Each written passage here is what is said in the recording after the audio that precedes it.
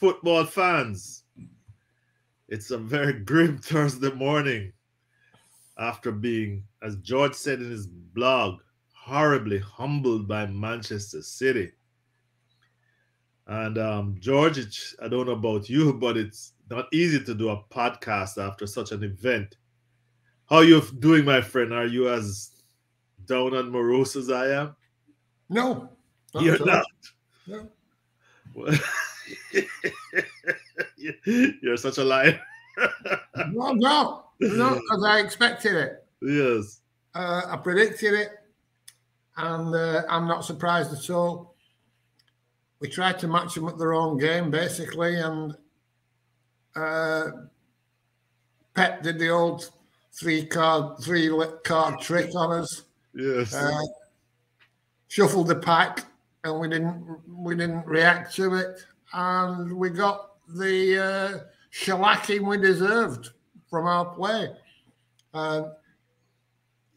You can make all the excuses in the world, but the reality is they're a much better team than us, and they're a much better team than everybody else in the league.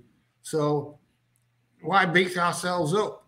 You know, we lost fair and square, and I don't think there's very much anybody, Arteta or the players, could have done about it.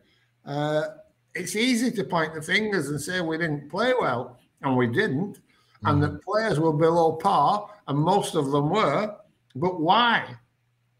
They didn't go there wanting to play badly. They just got outplayed. If you don't get the ball, if you get dominated, there was a period of play where Manchester City seemed to have the ball for about 10 minutes, and I'm not exaggerating. We weren't getting any. Not that we weren't getting anywhere near them. We couldn't get anywhere near them. They were laying the ball off first time, back and forward across the field. It wasn't threatening. It was when we were going to go down the next 10 or 15, about 5 or 10 minutes, when you'd expect a reaction, they didn't allow us to react. They didn't allow us to react. They were just too good. They were outstanding. They would have beaten anybody last night. There wasn't a team in the world would have beaten Manchester City last night or given them a game. It was an absolute masterclass in how to play football. But it should be a £2 billion squad team spent. That's what it buys you. I'm the best manager in the world with that type of player. What can you do? Complain, cry. What are we going to do? Sack Arteta, sell all the players, get a new owner. You know, you can go on and on forever about this, but they're just too good. They're like 15 years of building this squad, strengthening, re-strengthening, improving, refining, with no expense spared. And they've got a tactical fucking genius at the helm. What do you do? Well, talking about tactical genius, George, you know, the thing you said in our podcast earlier this week is that we and many other teams are trying to play like them. We're trying to have use this fancy drifting left back to or whatever player coming from defense. I say this because inverted. I don't want to say that, George. You know what? Sorry, I interrupted you. I don't want to, because Rodri is not inverted. Rodri comes on the defense and is playing like a midfielder, but then he goes back and help out in defense. Zinchenko is coming from left back. But you know, yes, George, I inverted something or the other. But we weren't prepared for the tactical changes that he made, modifications that he made, because he played Gundogan deep. He had Gundogan sitting close to Rodri, taking the ball off the goalkeeper most of the times. If Ederson would hold the ball for a considerable amount of time, lull us in. Remember when Wenger said we want to fool them to come in at us? And I thought of that. And we were trying, we were light in the center of the park. And I thought, with all due respect to Arteta, he just did not have a response to that. No, I think that's fair enough. But let's look at it logically. Mm-hmm. Pep Guardiola played some tactics to beat his own system. Yes, quite so. Right? You're right. Yeah. If there was one manager in the world who can do that, it's him, because he knows the flaws of his own system. Right. So all he did was play to beat his own system, which we've adopted. Yes. And Arteta's reaction was, "It's got us where it is. Let's carry on regardless." And I understand that, because what else can we do? Mm-hmm. What are you going to do? They did tempt us forward, and then they passed through us, passed over us, ran past us, and we had no answer. Partey was lost between two stools. He didn't know whether to drop back and help the defenders, or move upfield and help with the press. Yes.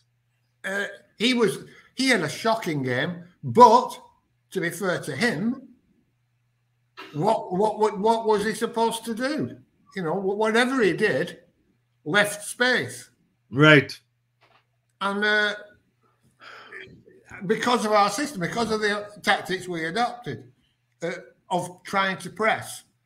So does he go with the press? Well, we did that. And for the first goal, they just passed through over us.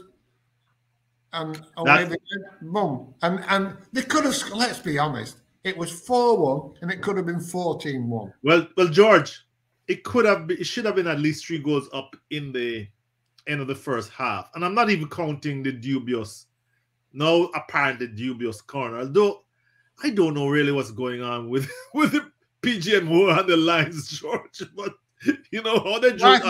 I think it was onside. That's what I thought too. But people are grasping. No, and then they want to use a different shot of when the ball was kicked. The one that tickles me, George, is people taking pictures of their TV screen at an angle and then publishing it on Twitter and say, "Oh, the lines were drawn wrong." I'm like, come on. Yeah, I mean, I first of all, when I saw it, I thought, "Well, that's offside." Yes. And then when you see it from a different angle, I thought, "No, actually, it's onside." Yeah. I don't think there was any doubt it was going to be onside when we saw the picture they were using. Yes. Was it the right picture? Would one frame have made a difference? Yes. Perhaps. I don't think so, though. At the end of the day, it was bad defending. But my point was, Ben White kind of went with Stones. Yeah. He kind of went with Stones. Or didn't drop back. He was afraid. He was afraid of Stones darting in because Stones has an habit. Well, it was just good play. It was a fantastic delivery. But why do we always have to blame someone? I've seen today on my own blog people replying, blaming Rob Holding for the first goal. Even Martin Keown last night, you probably didn't get him, but he was he was analysing it. He was saying, Holding wasn't physical enough with Haaland. He should have fouled him. Well, if he'd have fouled him, if he'd have pulled him down, he'd have got a yellow card. 8 minutes in, he'd have got a yellow card. And they would have targeted him for the rest of the game, and he would have been fucked. Yes. It was just good play from Manchester City. The ball into Haaland was fabulous. He controlled it fabulously, laid it off fantastically.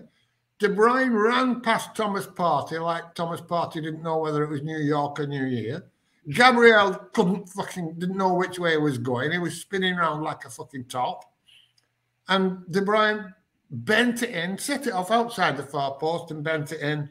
Nothing Ramsdale could do about it. It was just a fabulous piece of play. Why does someone have to get blamed? Why does Rob Holding have to be blamed? I don't understand it. It can just be a good fucking goal. We score good goals. Yes. And we don't blame the opposition for not fucking stopping us, do we? We rant and rave about how creative we were and how good the control was and the passing. Are City not allowed to do that? Are they depending on us making mistakes? It's fucking nonsense. Yes, we are hunting and searching for villains and scapegoats. In fact, I have seen, and a good friend of mine, and don't my friend, I'm sure on Twitter, somebody we follow each other. Let's put it this way, and I'm sure he probably watches our podcast, so don't take it wrong. But we did have a little interaction about Ramsdale, and you're saying that Ramsdale was horrible, but for that ball, I mean, he couldn't save that. You know that he's horrible for ground shots, and all of that might be correct. But he couldn't save that De Bruyne goal.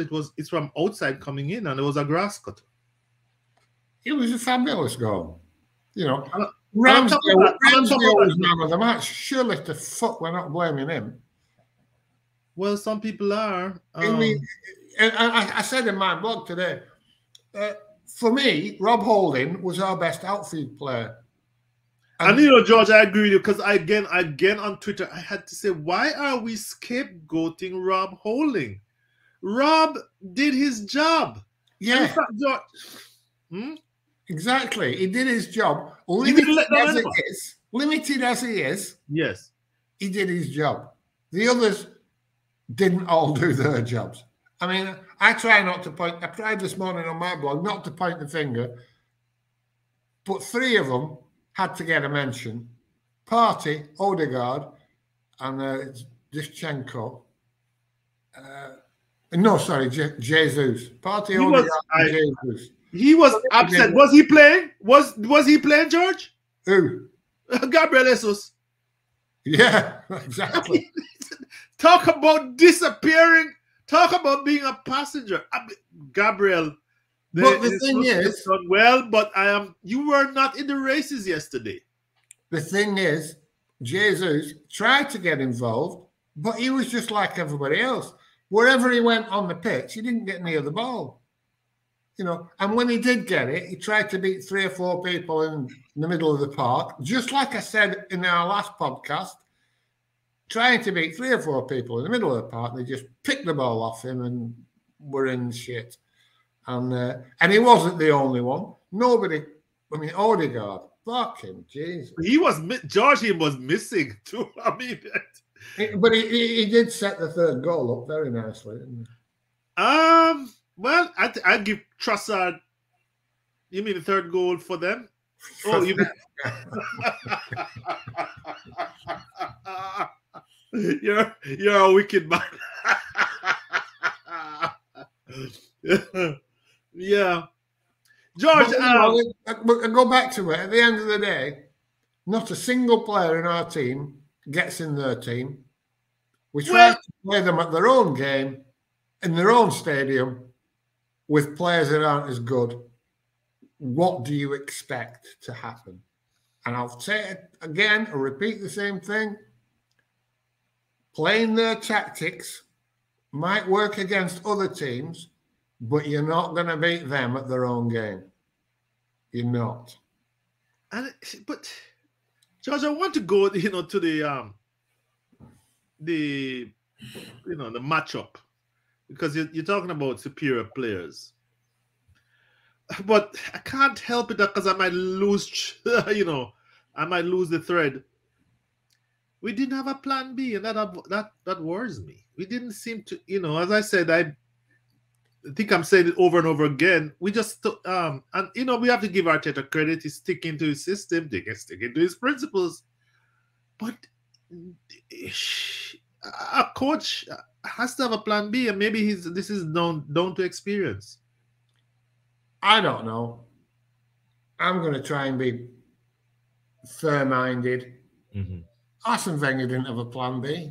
That's what I am. And his plan B was do plan A better. That's all his plan B was. And, fling on an extra midfielder, George. Yeah. So why are we going to criticise Arteta for sticking to a plan that got us to the top of the league and has worked? The reason is, what's the alternative? What's the alternative? What would a plan B be? BBB. What would a plan B be? Dropping everybody back? 6 at the back? 2 holding midfielders? Hope for the best? Is that going to work against Manchester City with Haaland lurking around the box when you're already more or less letting him in the box by sitting that deep? It's not going to work either because we're not even used to that system. That's not our strength. No Saliba. Mind you, that would probably have been the way forward if it was my thinking, because that's what Rob Holding's good at. Defending. You mean I suppose an 11 with Saliba giving license to go into midfield, because we've seen that go forward, or if he doesn't go forward, pushing Gabriel Magalhaes. I think I got the pronunciation, the defender, because we have done that, push Gabriel up and play with a 3-man line. We couldn't do that yesterday. No, we couldn't do that yesterday. But at the end of the day, we were one player short of our best possible 11. Mm-hmm. So surely that's not an excuse to play like that. By the way, George, Xhaka was not at his best at all. I don't think he was fully fit myself. Right. I mean, he was struggling. So speaking of players, I want to share this with you, George. This is from our good friends from SofaScore. Give me a second to get rid of the banner. I'm going to get rid of the banner so that we can see the whole thing. And I'm going to blow it up. The reason why I bring this up is because, as you point out, people are talking about at least 3 or 4 players being on the best 11. And the SofaScore ratings doesn't support that. Take a look at this, George. All our players' scores were inferior. Every one to the last man. Are you seeing that? I can't really see them. It's not big enough, but... It's not big enough? Well, the audience can see it. Well, let me tell you what it is, George. I can see it. Well, that's strange. Manchester City are red and Arsenal are blue. Yeah. On the wrong way around. I thought they'd given us the best scores there. But looking at those numbers, why do we not fucking win? Right. Well, usually, you're not seeing, they rated them as 7 point something and us as 7.6, guys. Take my word for it. It was a 50 basis points difference. But we are all rated 6 and our low 6, and they're all rated 7s and 8s and 9s. The thing that struck me, at least from an Arsenal point of view, is that they gave Ben White a 5.8 as the worst. No, they got Gabriel Magalhaes a 5.5 and Ben White a 5.8 as the 2 worst players for Arsenal on the path. What kind of ratings are these, George?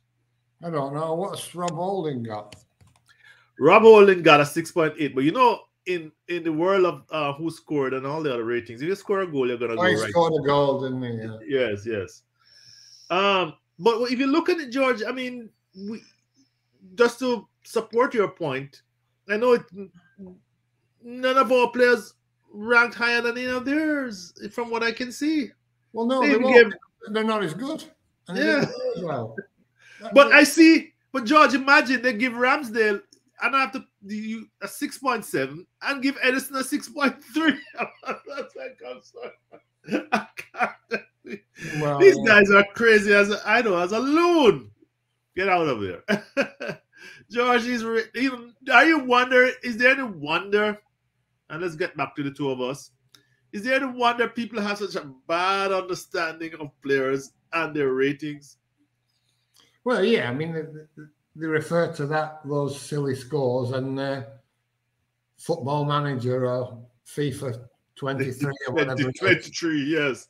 And what can you do? That's the way it is. I just think there's a general refusal to accept that Manchester City are just way ahead of everybody else. Mm-hmm. I mean, what will this be? 5 years out of 6 they win it? This will be their 3rd year straight. Cookie. Somebody's come to the door. What do you want to do? Cookie's keep going. Cookie's protecting me. I'll just shut the door. Okay. Guys, this is the usual Cookie interruption. It's been a while since that.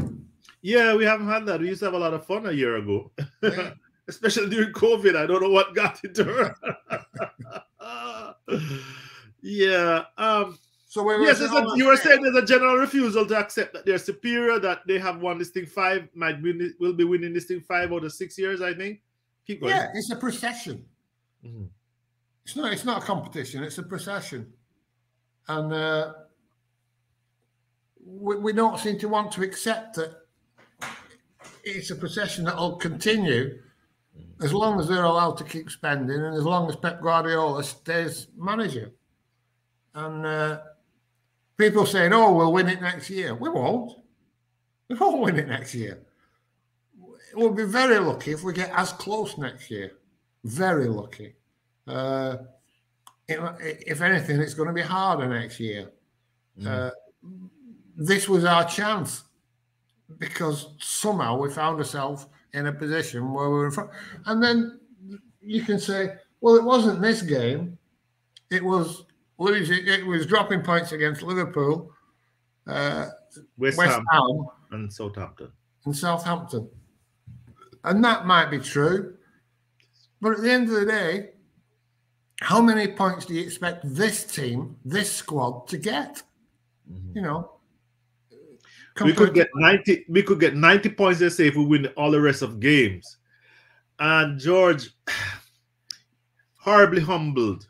When you say horribly humbled, in my experience, a team that takes such a beating, because it took a beating, George, is affected psychologically. I don't care how much you're strong. When you were all, hyped up and G'd up, thinking that you were the match of City, it's like a punch in the gut. You were a martial artist, man. It's like when you get such a big defeat, that is not necessarily the bones that were broken and the chin that was out of place. It's a psychological impact. Isn't that correct? That's true. We've got to go to Newcastle. Newcastle, yes. We play Chelsea next, they say. Chelsea. Thank God we're playing Chelsea next. But then again, you could have said, thank God we're playing Southampton next. Yes. That didn't go well either. So don't expect us just to roll over the top of Chelsea. At some point, they're going to say, "Oh, fuck it, we've nothing to lose here. Let's just relax and play football," and they'll start winning games because they've got a fabulously talented squad. Yes. And Pochettino's going to be there next season, right? And what he'll do next game, George. Next game, there was a speculation. Next game, you think? Well, no, he won't come till the end of the season. Lampard will be transferring it. But what will happen is he'll trim that squad massively. Yes, he plays He'll get rid of all the old players, just like Arteta did when he came here. He'll get rid of all the old players. He'll keep all the talented young players, and they'll spend money. Yes. And we saw what he did with a young squad at Tottenham. Yes. He improved them no end. Well, Chelsea have a much more talented squad than Tottenham had. Yes. When he took over at Tottenham. So don't be surprised to see Chelsea right up there with us next season. The rest, we'll have to see how it goes. Manchester United will probably get Harry Kane, which will improve them no end. Liverpool, all they need is a couple of midfielders and they'll be back to being a decent team again. So we've got to strengthen somehow. And Newcastle's going to spend, George. You forget they have Saudi Arabia money. Newcastle, especially if they get top 4. Yes. They'll be buying players that we would want. Yes. And we won't be able to compete with their spending power either. So this idea that we've improved this much and we'll improve next season and we'll win it next year, no. Go on. And it's not a criticism of us or Arteta or the players. Mm-hmm. But, you know, it doesn't matter how long I play tennis for, I ain't beating Roger Federer. Correct. You know what I mean? I can try as hard. There's a limit to how far you can go with a less talented squad and less money. And not, for all Arteta has done well, good as he might be as a coach, he is not better than Guardiola. No, right? well, so we haven't got that advantage. Do you know what I mean? You could say, yeah. Well, not on the evidence of yesterday. I mean, the man came with... not on the evidence of the last 10 years. Yes, well, you know, the resume is... I mean, listen, Arteta's resume is 3 years old. Pep been doing this from at Barcelona, Munich. Now he's at City. The Champions League since Barcelona has eluded him. That is his main... I think his main obsession. But he wants to win. No, people like to think that that's his main obsession. But he's already won it. Has he won it twice? I think so, yes. And he doesn't have to win it. It's the media problem making that issue. Yeah, winning the league 5 years out of 6. He's gold. You know, his job's secure. They win that. They win cup competitions. 1 year they won every domestic cup competition. He can stay there for as long as he wants. There'll be no pressure on him. He's not going to get the sack because they haven't won the fucking Champions League. Yeah. And City fans aren't going to be flying fucking banners. Until Pep Guardiola out. Pep out. You know what I mean? Yeah. Because he hasn't fucking won the Champions League. And they're not going to be saying, oh, he's been in Champions League for 7 years and we haven't won it like we did. No, he's gold. He's fucking, look at the football they play. Those lucky fuckers get entertained week in, week out. You don't watch City and think, well, that was shit. Yeah, most of the time. Yeah. They go there, they turn up, watch the team, steamroller over almost everybody, play beautiful football, buy all the best players that come up. Who's going to complain about him? I remember, George, you'd say that early in the season, you and I, actually, we speculated that he made a big error with being a big old center forward and playing a different game. And yesterday he proved us wrong because Haaland has improved. To be fair, yes. Haaland's changed his game. That's what I was about to say. Haaland has improved. Haaland has improved. Right? And he does pass the ball more. He does. He holds the ball and he lays it off now where he was looking always to hold it and turn. He's getting better.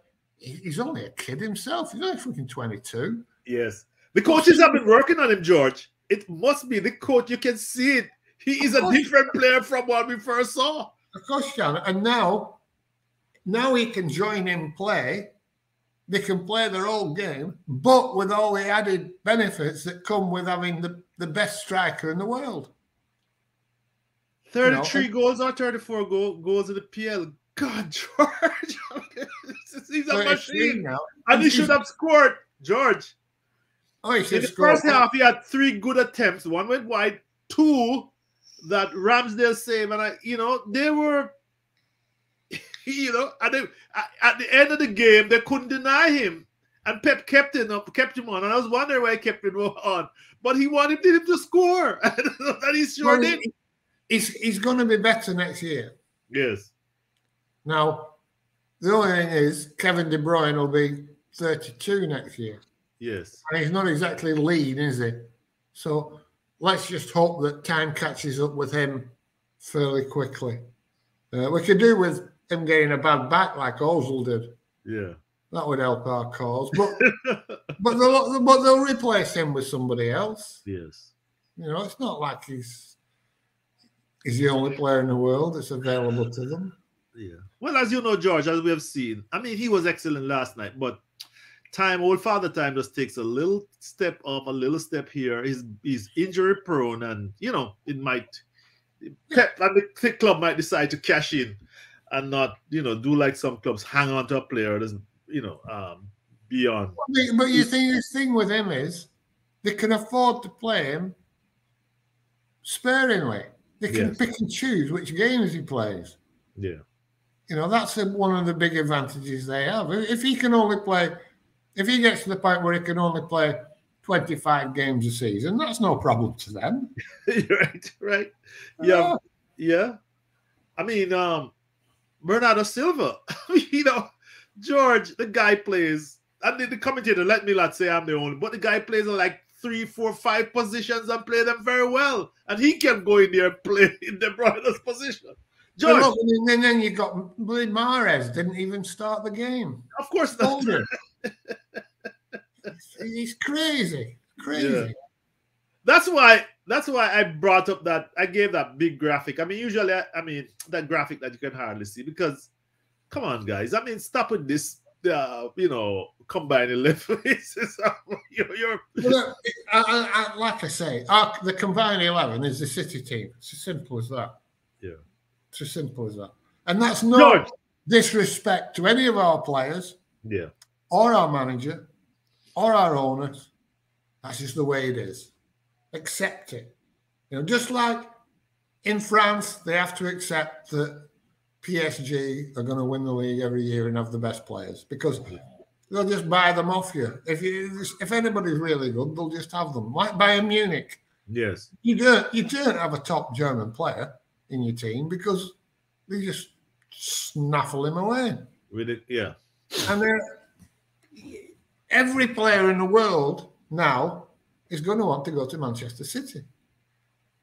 Who's going to choose any other club over Manchester City at the moment? Maybe Real Madrid, maybe. Mm-hmm. Other than that, destination one, Manchester City. George, coming up to the end, we're past our 30-minute mark. We are an Arsenal podcast. Can we sustain the gallop? Yes. How will we do that? Well, we can lose to Newcastle now. The pressure's off. Yes.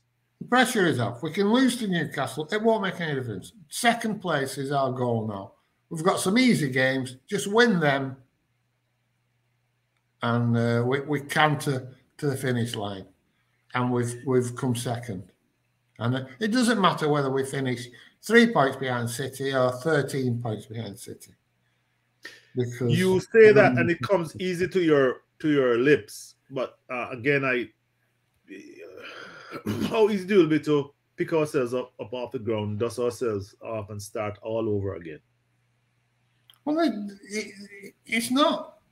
All they have to do is not lose confidence in the system and the play that got them to where they were before we went and got shown how to play football by Manchester City.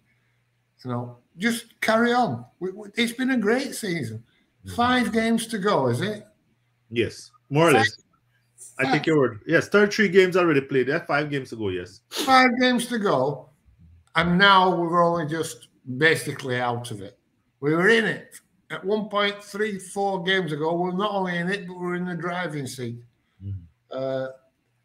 In the league, it's been a fantastic season.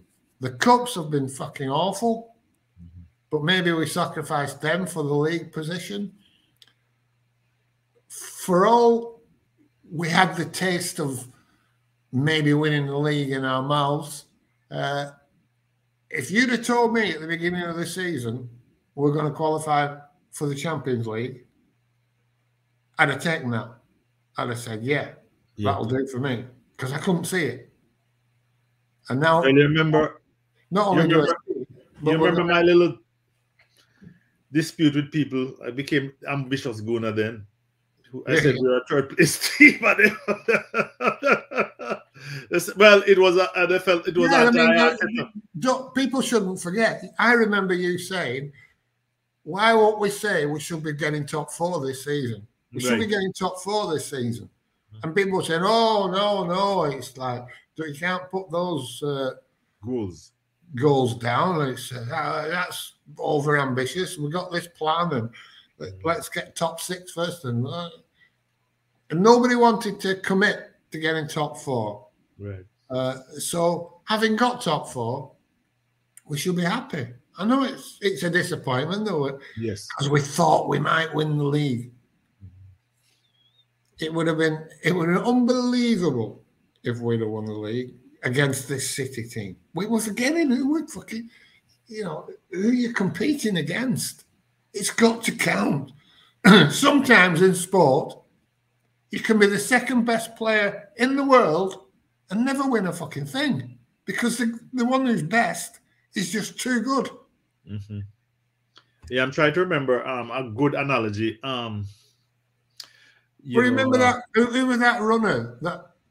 Sebastian Coe and 400-meter hurdle runner. The boy from the States. I remember.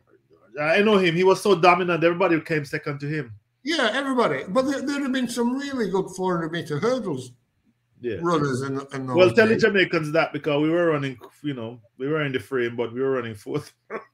Well, again, you've got Usain Bolt. You're right. I mean, who was the second best player in the fucking... What did they win? They won fuck all. Yeah. But without Usain Bolt, they'd probably win gold medals right, left, and centre. In Jamaica, we had a girl called Merlin Otti. Merlin Otti the Botty. I remember. They call her the Bronze Queen because the East Germans were taking drugs, and she always was coming second. And then the girls from America, they were suspicious. Well, let me leave it at that. She was always coming second. Yeah, I get. We Jamaicans know what you mean. Well, no, Otti the Botty. Yeah. All right, George, let's leave it at that.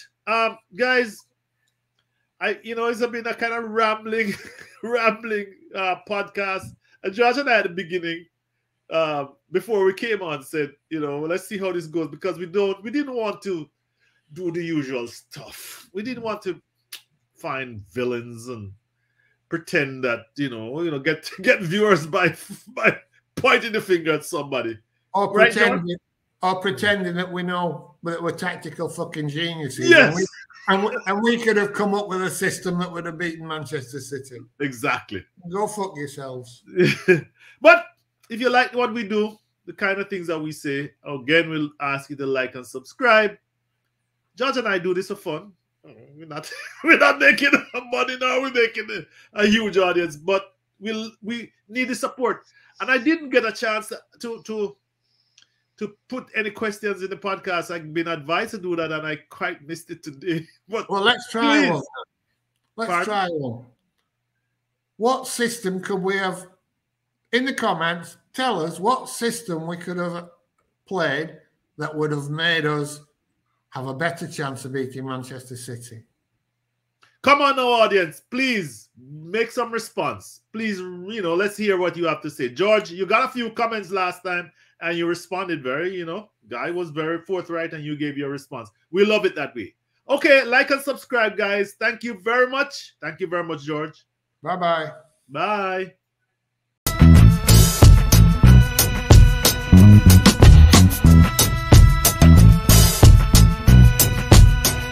Bye.